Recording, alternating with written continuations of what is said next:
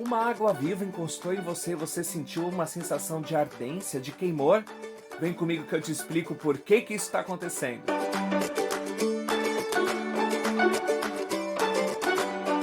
Fala galera, sejam todos muito bem-vindos ao canal Ciência Educa. Eu sou o professor José e hoje a gente vai falar um pouquinho sobre quinidários. Como sempre, fiz um esquema maravilhoso ali para vocês com um monte de informação. Então aproveita, já se inscreve no canal, deixa o seu comentário e o seu like. Bora lá!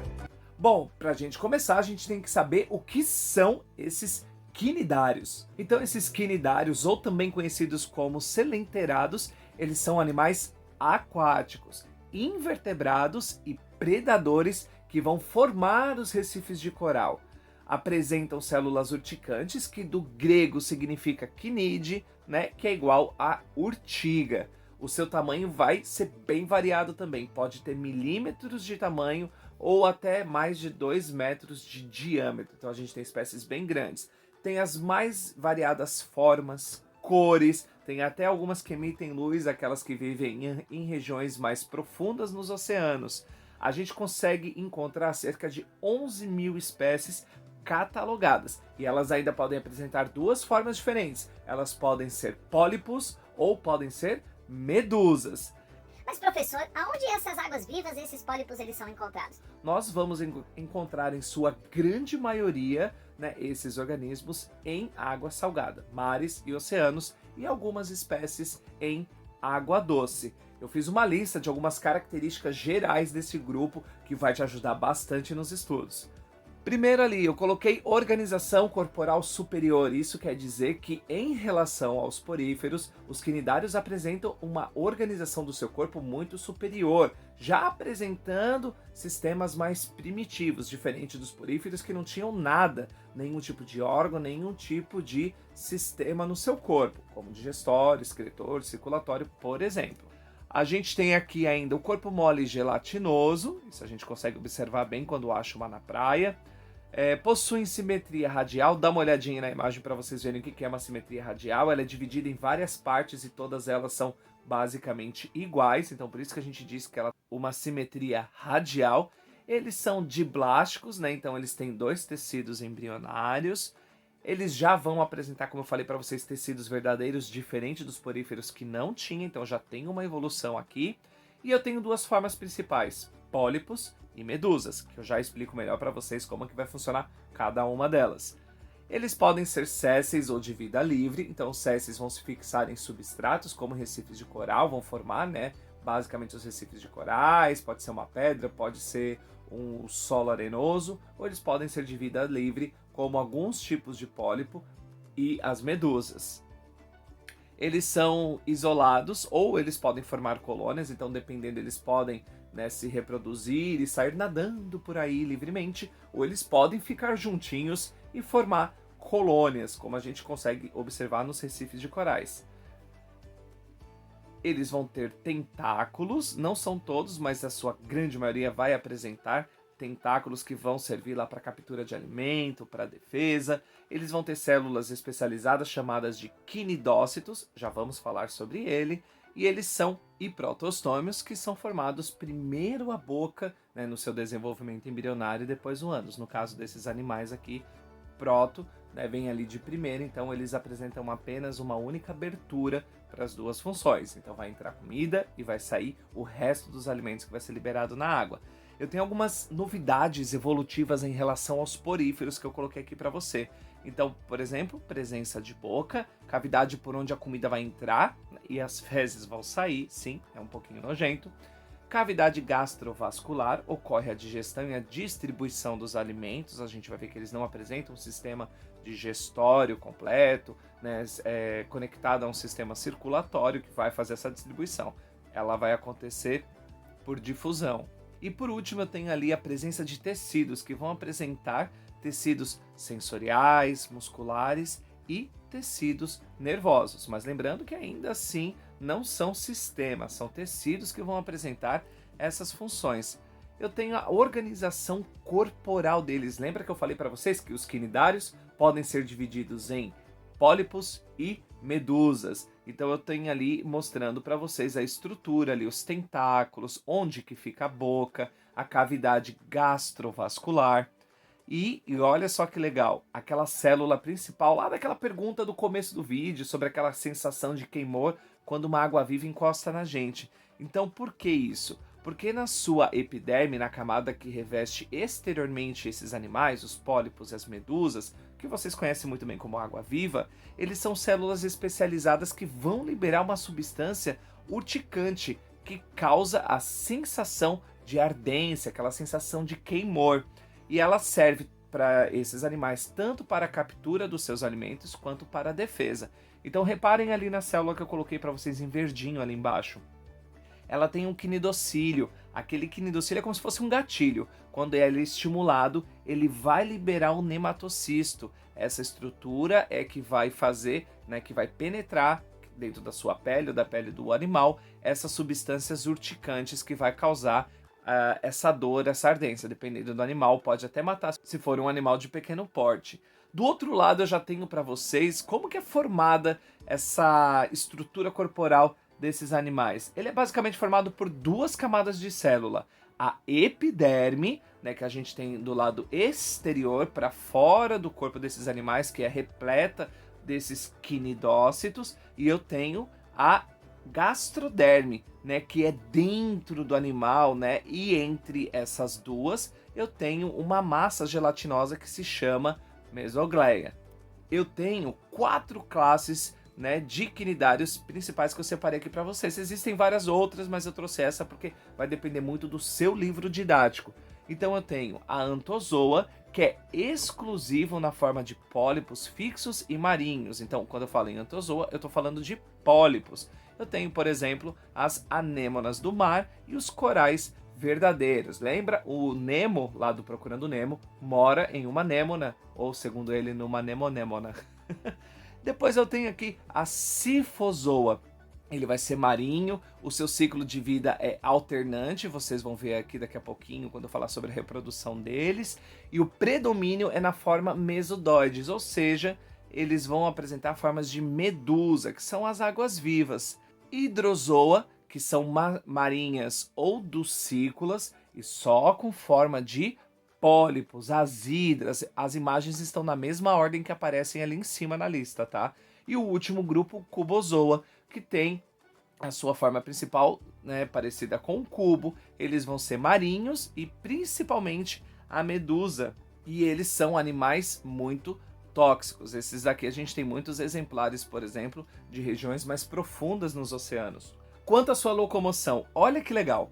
Os pólipos, eles podem ser sésseis ou eles podem ser de vida livre. Então eles podem ficar fixados em recifes de coral ou eles podem dar pequenas cambalhotas, né, para conseguir se locomover. E eles têm uma forma cilíndrica, né? Chama eles lá para as Olimpíadas.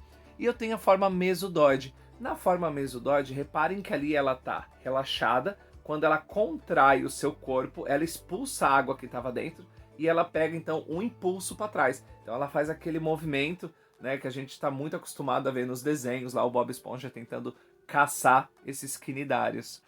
Essas medusas, elas têm vida livre, tá? Em um formato de guarda-chuva. Quando eu falo ali sobre sistemas ausentes, né, que eles não têm, apesar de eles serem mais evoluídos que os poríferos, tem alguns sistemas que eles não têm.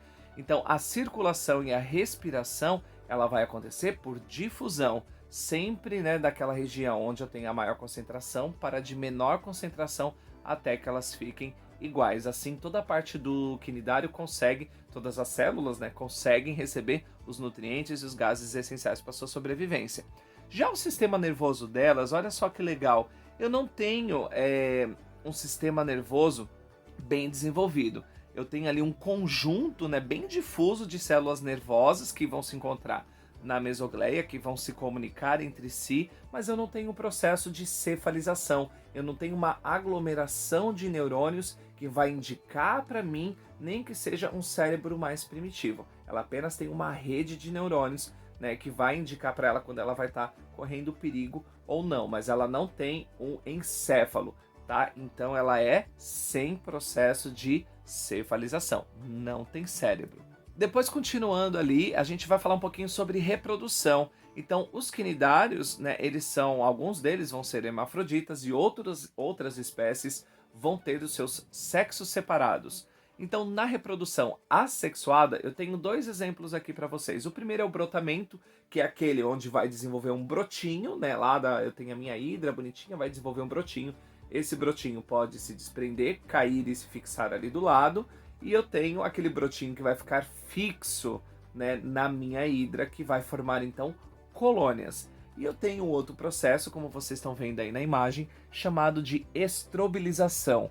Processo por onde são formadas as medusas. Então reparem ali naquele processo, é bem simples, na verdade. Eu tenho ali as minhas hidras ali bonitinhas, e elas vão formar várias camadas, vários discos. Em época de reprodução, ela vai liberar esses discos que vão dar origem a medusas adultas, que podem ter sexos separados. Aí o que acontece? Elas estão lá nadando, liberam seus espermatozoides na água, que vão nadar até uma outra medusa, vão fecundar o seu óvulo e vai dali sair uma larva chamada de plânula, que vai encontrar um ambiente adequado, vai se fixar a um substrato e formar um novo pólipo, que vai formar uma nova éfera, que vai dar origem a novas medusas e o ciclo continua.